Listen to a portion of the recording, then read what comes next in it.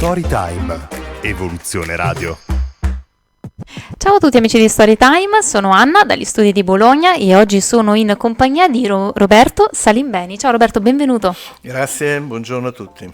Allora, prima di cominciare Roberto, io ovviamente vorrei spendere due parole su di te e sulla tua professione. Ricordiamo che tu sei un imprenditore e anche uno scrittore. E tra l'altro quest'oggi ci hai portato anche uno dei tuoi libri, no? Posso un attimo? Prego. Lo facciamo vedere in camera. Ecco.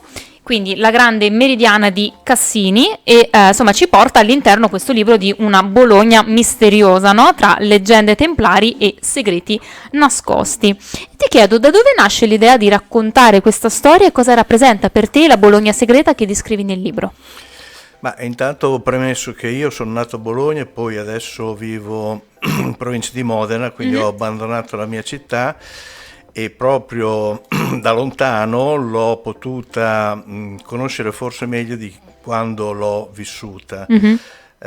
Questo per vari motivi. Io ho iniziato a scrivere piuttosto tardi e quindi quando ho approcciato questo primo tentativo di scrivere un romanzo, ovviamente ho cercato dei punti di riferimento che in primis sono stati i miei amici di gioventù e quindi ho cercato di creare una specie di avventura che collegasse eventi storici reali con le mie fantasie, e credo insomma di essere riuscito a costruire una storia abbastanza credibile e che ha appunto coinvolto la mia città da un punto di vista che io non conoscevo, a dire il vero, e che ho scoperto proprio scrivendo il romanzo, anche perché scrivere un romanzo, per quanto sia, richiede un certo tipo di ricerca, un'attività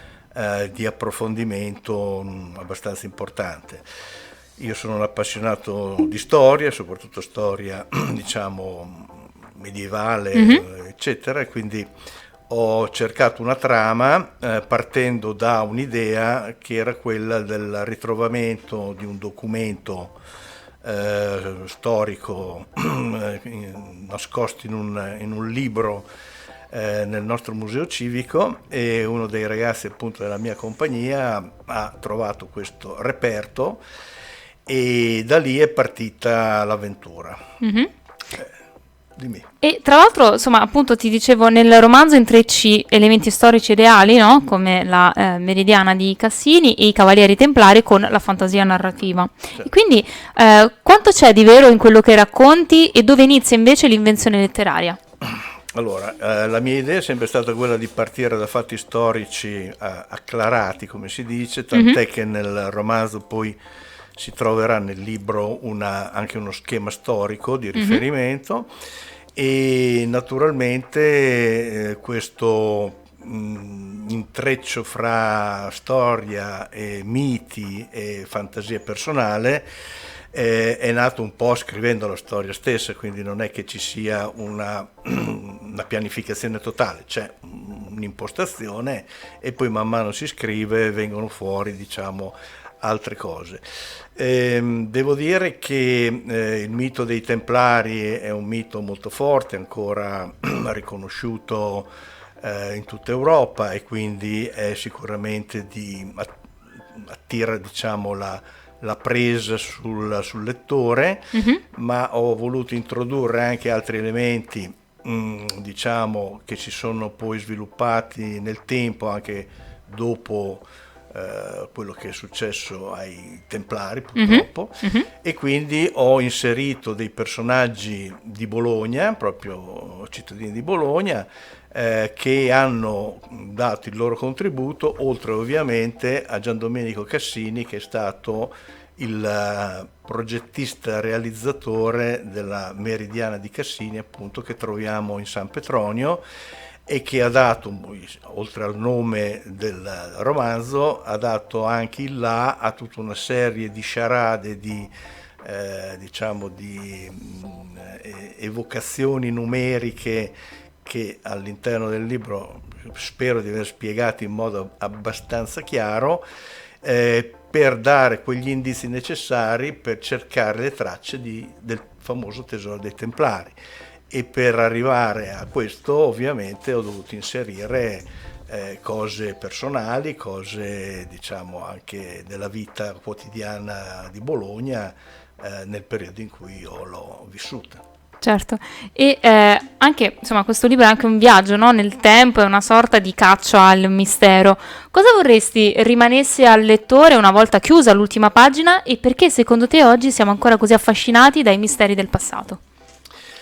Allora, diciamo che quello che ho cercato nel mio piccolo di mettere nel libro intanto è la cosa che riguarda l'amicizia fra ragazzi quando si è giovani e quindi si vivono certe avventure che rafforzano questo tipo di legame. Tant'è che io ho cominciato a scrivere purtroppo dopo la morte di uno di questi miei cari amici e mi ha spinto a raccontare un po' delle avventure che avevamo vissuto. E quello che mi interessava anche che rimanesse è questo spirito di gruppo che, se indirizzato nel verso giusto, può portare a dei risultati molto importanti. Quindi il fatto di legarci quando si è giovani e mantenere questo legame anche nel tempo è uno degli obiettivi, diciamo, del mio romanzo. Poi chiaramente il mistero è sempre una cosa affascinante, cercare di scoprire il perché sono avvenuti certi eventi oppure di scoprire cosa significano certe scritte, certi elementi storici che si trovano e che spesso non sono stati interpretati.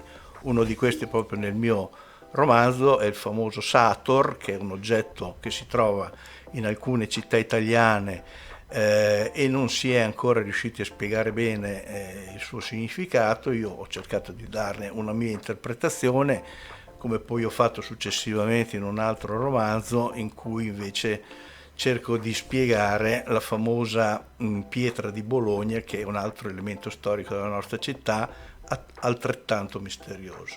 Certo, e ti andrebbe di parlarci insomma anche degli altri libri che hai scritto? Sì, diciamo che questo che vediamo è l'unico che ho pubblicato, il primo. Ovviamente ha un seguito che io ho chiamato De Spira Mirabilis e che appunto riprende la vicenda per un'ulteriore, diciamo, avventura che ci porta fino alla fine degli anni 60. Poi mi sono dedicato al giallo e ho scritto il mio primo romanzo, anche se non ero convinto di riuscire ad arrivarci in fondo, perché scrivere gialli, mi sono reso conto, ma me lo immaginavo, è abbastanza complesso e difficile.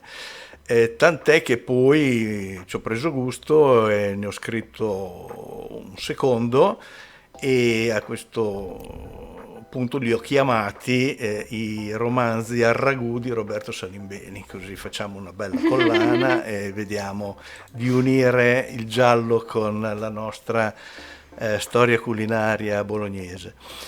E poi ho scritto un altro romanzo storico che al momento si chiama La spada misteriosa e che narra la vera storia di Excalibur, la famosa spada di Re Artù.